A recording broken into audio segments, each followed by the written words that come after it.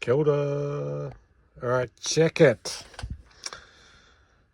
I have been working on Nyalarthotep for Cthulhu Death May Die. This is a character from season 4.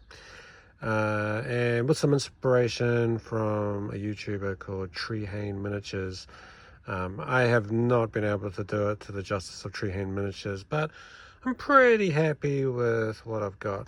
Also, a quick shout out to my little new, what do you call it, my mini painting stabilized device. This is from Golden Maple.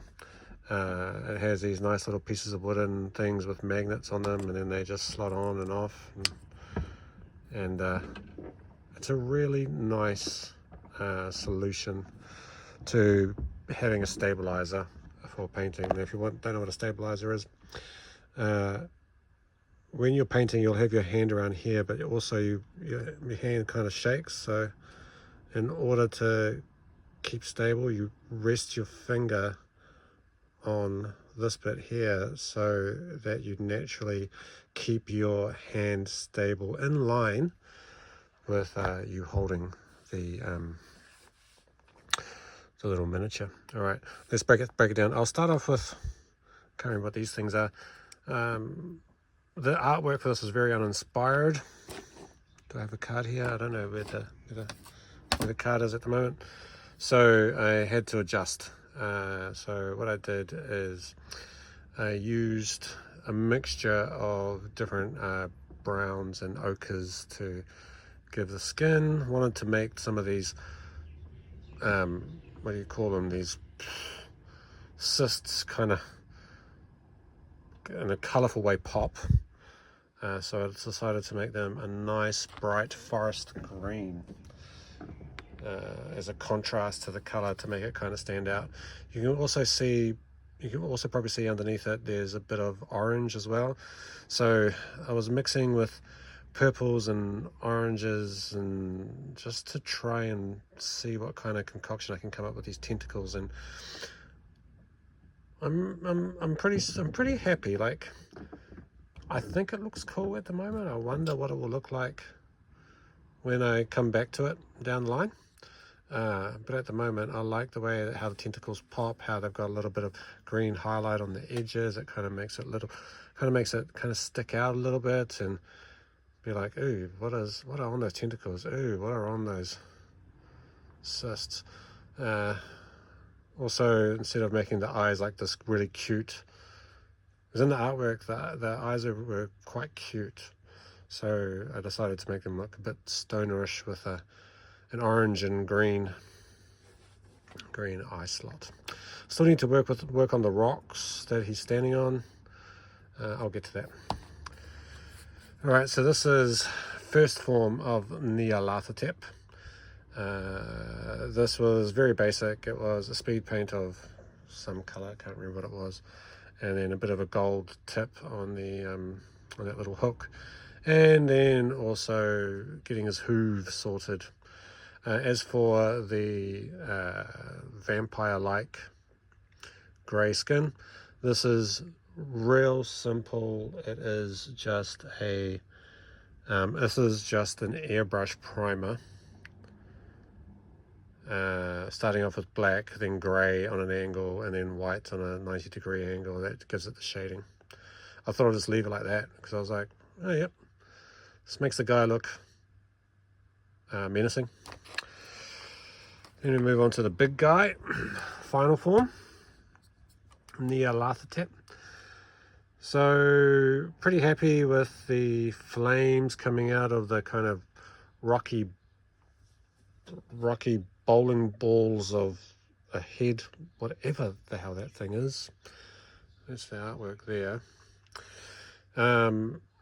Painted it with a mulberry wine kind of purple, dry brushed on top of it with a Dorado skin tone. Used the tips for a blue-black color. Also used that blue-black color to be the main carapace of the dragon, I guess we'll call it. And then dry brushed the mulberry wine purple just to give it a bit of a highlight. Now these, I've also attempted to do OSL or one source lighting just to simulate the flames emitting light onto the let me just hold it, flames onto the carapace. I'm kind of happy.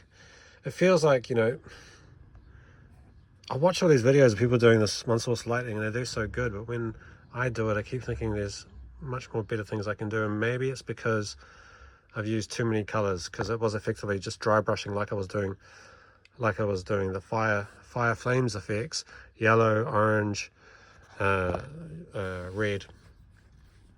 And underneath, this is my first attempt at trying to do embering, but it kind of failed miserably.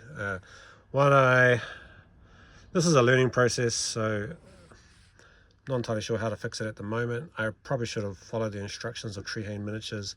I kind of watched it and then thought, oh yeah, I'll take it from here, and then it didn't quite pan out. So who knows, I may revisit this and fix it up later. As I'm thinking about revisiting some of the previously painted